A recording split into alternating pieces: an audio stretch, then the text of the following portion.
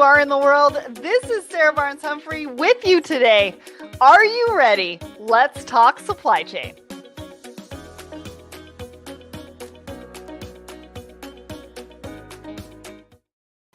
Hello, everyone, and happy Tuesday. Welcome to Thoughts and Coffee. I'm back in my home studio for 1 week, and then I'm going to be back on the road next week and then back permanently in my home studio. My name is Sarah Barnes-Humphrey from Let's Talk Supply Chain. I'm also the founder and host of the Blended Podcast and the founder of the Blended Pledge, and I'm super excited to be here with you today.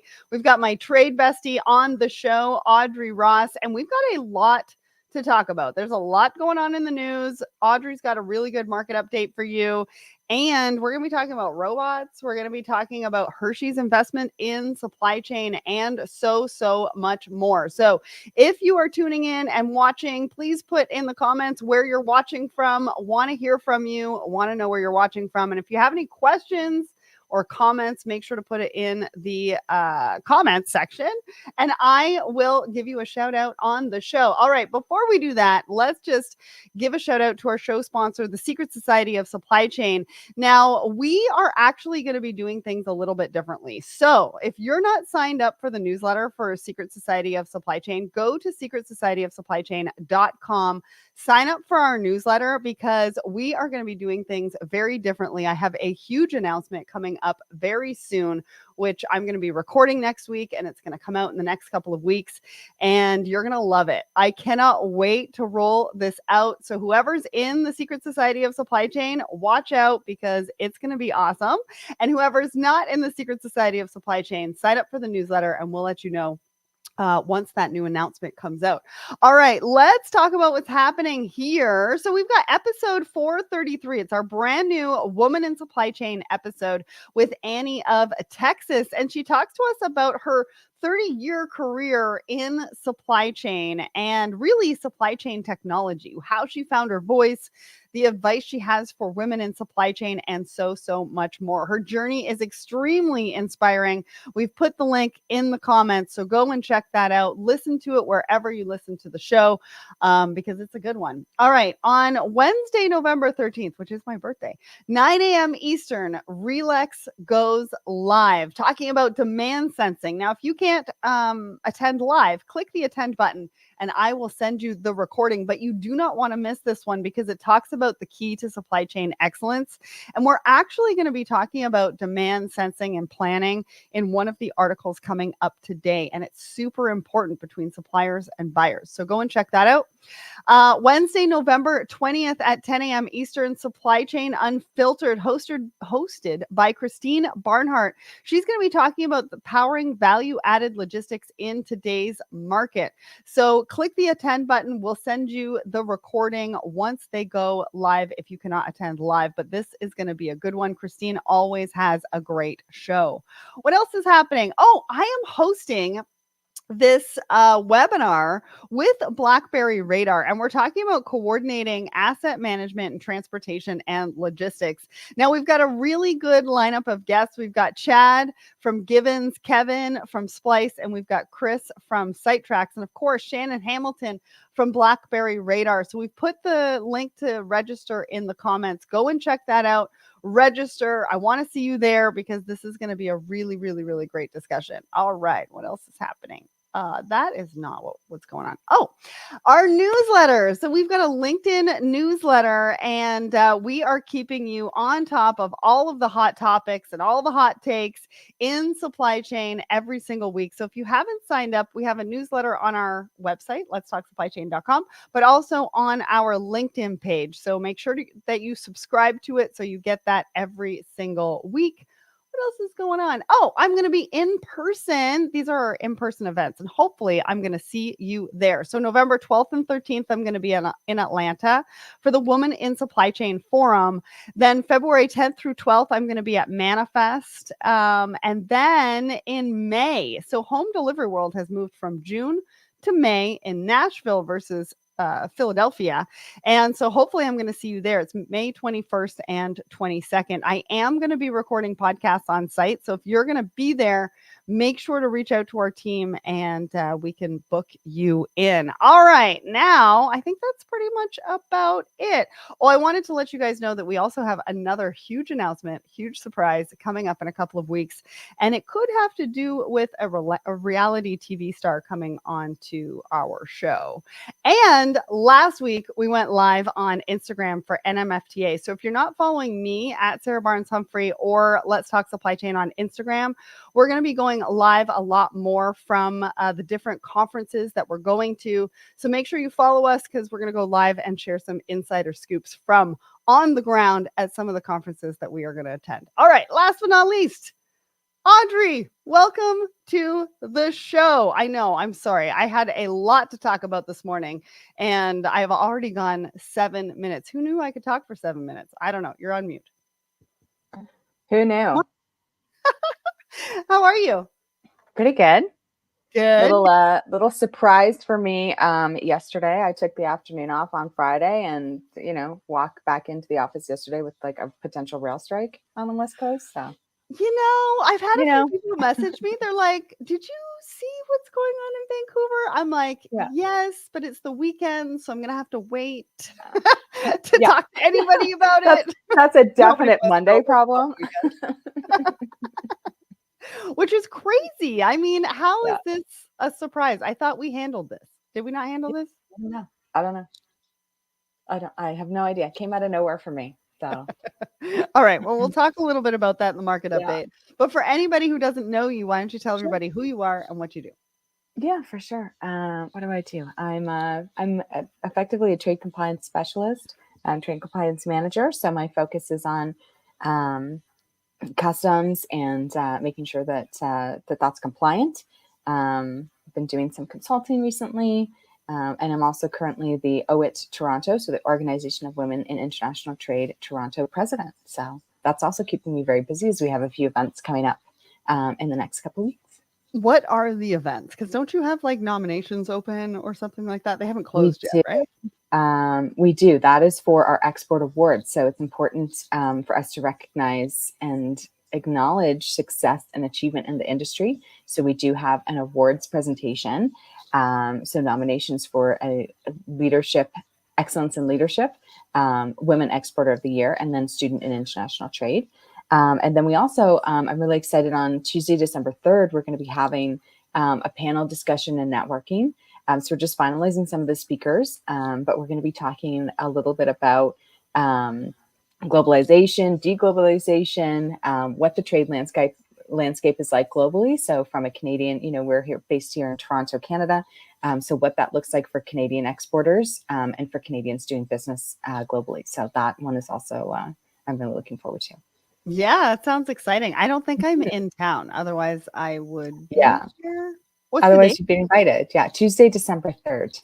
Oh, no, I am here. I think you're back. Yeah. Okay, I'm waiting for the invitation from you in the mail. Yeah. Okay. Yeah. Stay tuned. We've got the save the day probably going out later this week. So. Yeah. Okay. Make sure I'm on that list. Yes, I will.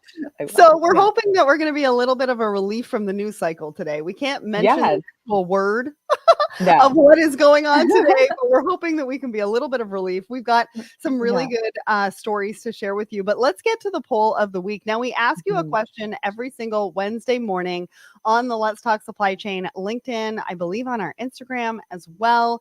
And because this was last week, it was a little bit more Halloween-y than, obviously we're all thinking it's over, but apparently not. So our poll, supply chain frights, which spooky scenario would haunt your dreams?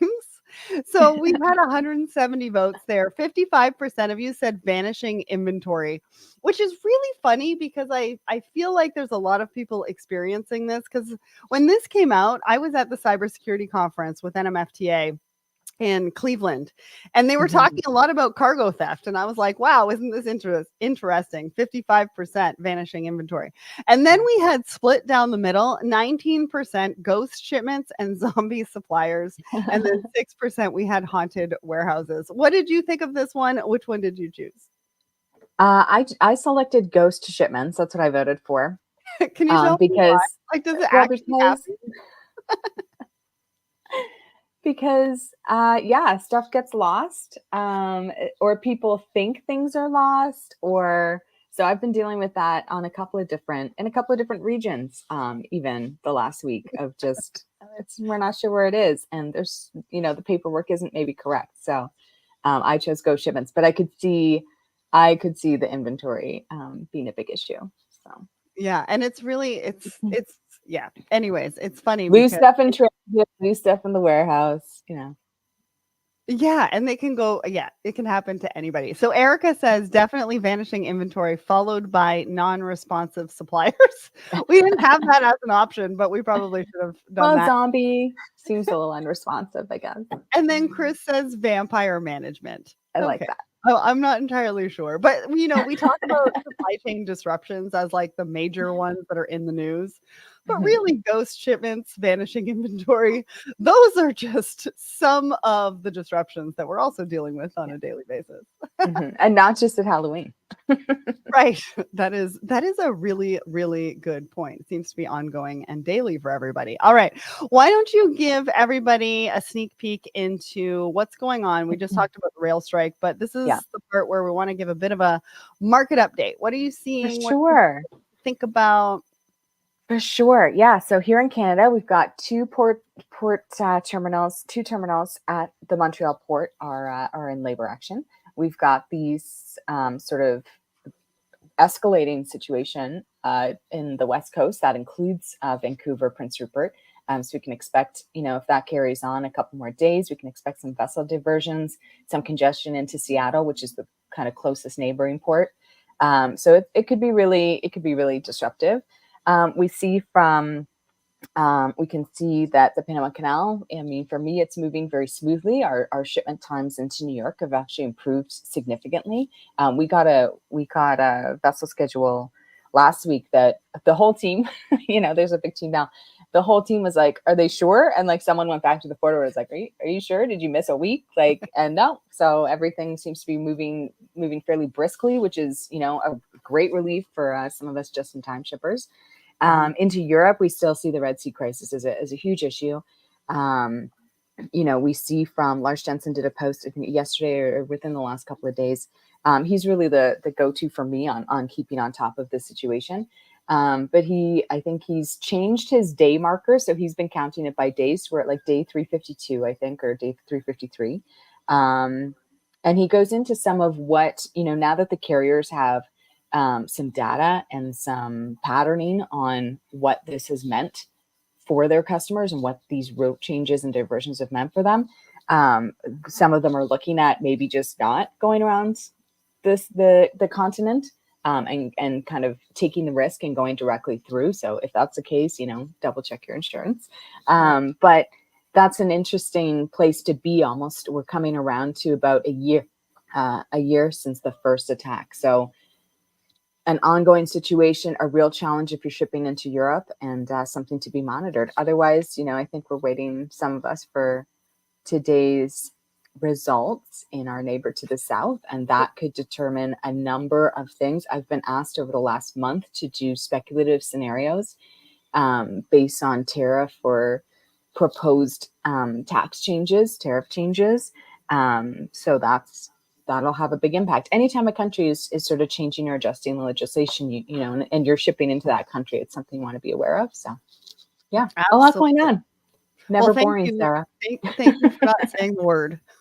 We can't do anything with our shows if we say that word. Anyways. Exactly. And I'm glad because you said 352 days. And I don't know if you saw, look to the side. I was like, wait a second, how many days in a year? I was like, we're close to a year. We're definitely close to a year. 365 is the standard year. Was this year a leap year though? Ooh. So maybe we have 366 technically, because I think, was it this year or I'm so I know. I don't it's remember. Been a blur. It's been an exciting blur. A relief from the news today. All right. Let's get to our first article. Now, we've always said, or we have been talking about, how the robots are coming. Well, the robots are coming, and the robots are almost here because they are going into manufacturing. And this company just put together a humanoid like robot type factory in Salem, Oregon. And they've put assembly lines together. If you go into this warehouse, it describes going into this warehouse, this article, and how there's sort of like robot body parts all over the place because they go through the assembly line to be able to put them together. It's a 70,000 square foot warehouse. Some of these robots are already in Spanx. Like they're handling some of the Spanx orders. They're in Amazon. And one of the things that was very interesting that it said is that there is a robot hospital on site to help troubleshoot any robots that are in the field that need to come back and need to be repaired. So I was like, okay, now we've got a robot warehouse. Now we've got a robot hospital. Okay, things are happening. Like things are moving. Yeah. What did you think about this article? Yeah, I think it definitely shows that the demand is increasing. And I think once we, like a lot of investments in tech, once you see that pricing become more dynamic or more achievable for a company, then, the use case is definitely there to incorporate robots in some form into your supply chain, into your warehousing, into your manufacturing process. We can see that car manufacturers have done this in a big way over the years. For me, it's always keeping in mind to how people are going to be working. So, making sure that, we've talked a lot about earlier this summer around automation at the ports and the risk of, there's always a concern about people losing their jobs and not being able to live sustainable lives. But if you've got a robot hospital, that means you need robot nurses and doctors. So are they robots or are they people who are being upskilled and trained? So it's definitely a dynamic. Maybe you're not working on the line doing the hand pieces, but maybe you've become, the robot mechanic or doctor mechanic. So there's always opportunity and room there. That is a good point. So what they're talking about is they're going to produce about 10,000 robots a year. Mm-hmm. And what makes them different from the robots that you see sort of serving coffee and different things like that is that these robots are actually made to work with customers and to take shift work. And it's interesting. When I was at the Manhattan conference back in, I think it was May, I got a chance to meet the makers of this robot, and I got a chance to dance with it. And I don't know if anybody saw this post, but I've always wanted to dance with a robot, and this was my opportunity to do that. So this is what those robots that they're talking about and what this manufacturing facility is going to create, which is, I think, really interesting. And I think a lot of people are going to get on board. All right, let's talk about the second one. So this article is talking about Hershey's investment in supply chain. And I'm going to scroll down in this article just to show you sort of the timeline of their investment in supply chain. I think what surprised me the most was that Hershey brought on their first chief technology officer in 2023. And I guess my question to that is, do you have a chief supply chain officer as well, who is working hand by hand with the chief technology officer to make sure it's the right technology and what they need in supply chain? But what they're looking to do is they're looking to advance agility, automation, optimize procurement, manufacturing, visibility, streamline operations, and focusing on demand planning. So they're looking to invest $250 million into their supply chain. But what was surprising to me was this is on top of a $1 billion investment that they have made over the last few years into their supply chain to get it to this point. Now they're looking to promise another $250 million to be able to. So like supply chains aren't cheap. No. Right? We have to continually invest in them. What did you think about this particular article? Yeah, I think it's really interesting to get news on a company that is definitely prioritizing their supply chain. We can see that technology is also a pillar of Hershey's strategy. And so is supply chain, like making sure that their teams have what they need and to really find that agility and efficiency. I also think it's a good highlight for SAP as well, giving them kind of some promotion here and Hershey kind of declaring that they're integral to the kind of development of this goal. And then the numbers are nuts. Well, with the the sheer sheer dollar value of this supply chain and the investment that it's taking. yeah.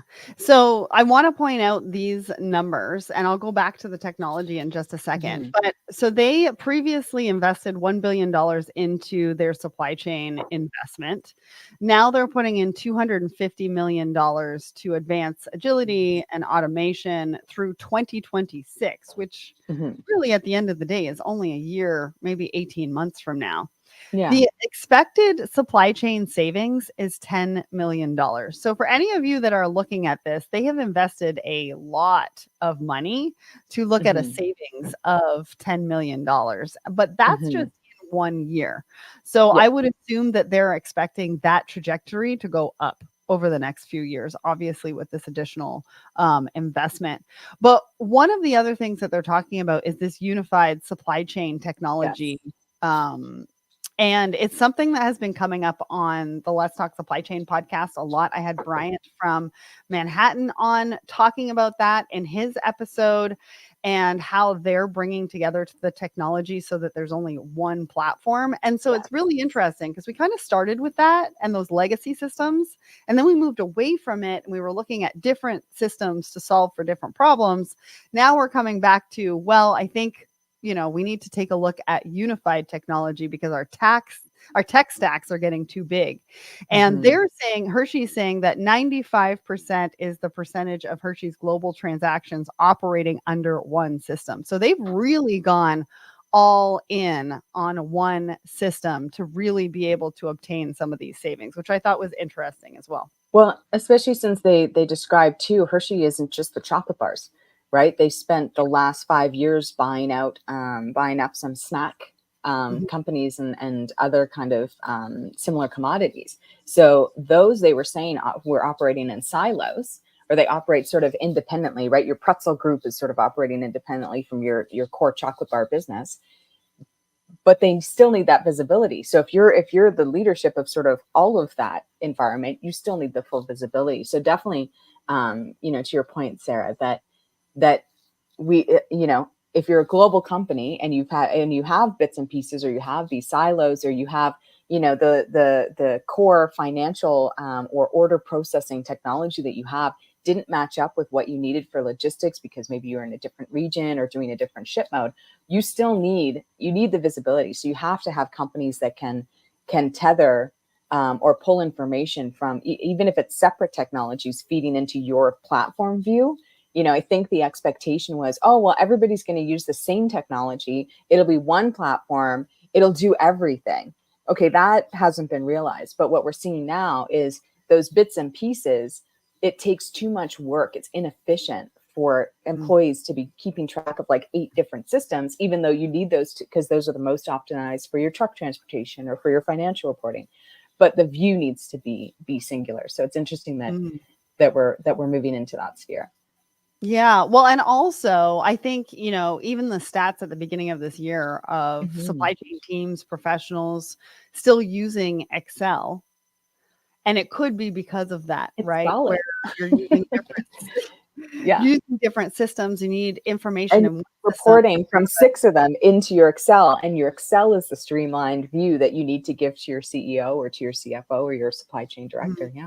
Mm-hmm. And so many mistakes can happen with that, right? Oh, Because, like, what version are we on? yeah. Yeah. And did you rekey it? Like, are you rekeying it? And Excel is notorious for, oh, I'll put in this. And it's like, oh, January 1st. And you're like, that was a stock number, but okay. It's a date now. Yeah, that could be a problem. Yeah. All right, let's get to our last article. Now, I want to hear from you. If you're in the audience, tell us where you're tuning in from. If you have any questions, Hmm. let us know. But we do have the articles in the comments for you. If you're over on my personal LinkedIn, I will be putting in those links just after we end the live here, unless Audrey and I get talking, then it might be closer to 11. But you will get those links sooner rather than later. All right. So, our last article is about fashion, apparel, retail. And we all know that that sector has a few things that they need to keep on top of excessive production, human rights violations, unethical sourcing. We're also seeing that in the US, when parcels are coming through, they're actually stopping some of those shipments to come through if they are not adhering to some of the new regulations that have been through. So there's a lot going on in this particular area of supply chain. And so this is why I wanted to bring it up. But I thought this was an interesting article because when I started this podcast, and I remember talking about supplier scorecards, I think it was like 2017, 2018. And I'm like, we're still using supplier scorecards. And there's some really big companies within this article, like Patagonia, I think it was Brooks as well, still using supplier scorecards to really be able to stay on top. And they think that it's the best way to send and receive feedback. Now, I don't know a ton about supplier scorecards. I don't know if they're done manually or if we actually have technology for them now. I would hope that we do, and we're not just using Excel or whatever that looks like. But some of the categories that they use for these supplier scorecards are quality, responsible sourcing, sustainability, innovation, service, and whatever is meaningful to the company. That's what they are letting the suppliers know that they're going to be scored on. So what did you think about this? I have one more thought on it, but I'm going to share that a little bit. I want to hear what you thought about this one. Yeah, I think it's crucial. In my experience, we've been rated by some of our larger customers and had scorecards. I think in this case for apparel, there the kind of focus is on choosing the right metrics. They talked about having, instead of sort of subjective metrics or comments, that it was meant to be very objective and static, so that they could balance rating different groups. And that's key. And the feedback is invaluable, right? Because if you're not aware of where there might be mistakes piling up, or where there might be, I think minor inconveniences, right? Every time you deliver a pallet and the pallet is a bit damaged, or every time you deliver a garment or a product and like there's one or two that there's something wrong with them, that those inconveniences and sort of can stack up. So that performance is really important, and that communication and feedback is necessary. Well, and when I was reading it, I was like, okay, supplier scorecards, great. But what about buyer scorecards? Because really, at the end of the day, it's got to be a partnership, right? Like we can't just focus on what they're doing right and what they're doing wrong. Yeah. I feel like it needs to be reciprocated. And one of the things that they mentioned in this article is the Better Buying Institute. And it looks like that's a nonprofit that helps with buyer scorecards as well. And some of the things that suppliers are looking from buyers to score them on is forecasting and demand planning to help them do their work better as well, because sometimes some of these things that we are rating them on the scorecard has some has something to do with how the buyer does all of their work and passes it on to them, potentially to do the manufacturing and the production and all of that kind of stuff. Well, definitely a consequence of last minute ordering or pushing people into tighter timelines is that, the rushing, especially for certain products that, this is talking about garments where they could be handmade. They might be run on a machine, but it is a hand, person running this through. And if they're rushing, if they're under pressure, if there's a tight deadline that the buyer keeps continually imposing on them, that's a correction that needs to be made. And I think, your overall philosophy around collaboration, right? These scorecards, I don't think, are meant to be doled out as like a punishment performance kind of singular to the supplier. I do think this, to your point, the partnership piece is key, right? Having that open communication and focusing on a collaborative dynamic where, we're sharing in this feedback, right? To make things better for both sides, right? Yeah. So as a buyer, love the supplier scorecard, but also what are you doing for your suppliers so that they could potentially rate you and give you the feedback as well? I think we'll end on that note. Thanks so much to everybody for tuning in and listening. I'll be back live from Atlanta next Tuesday. So make sure to tune in. Audrey, thank you so much for joining me today. And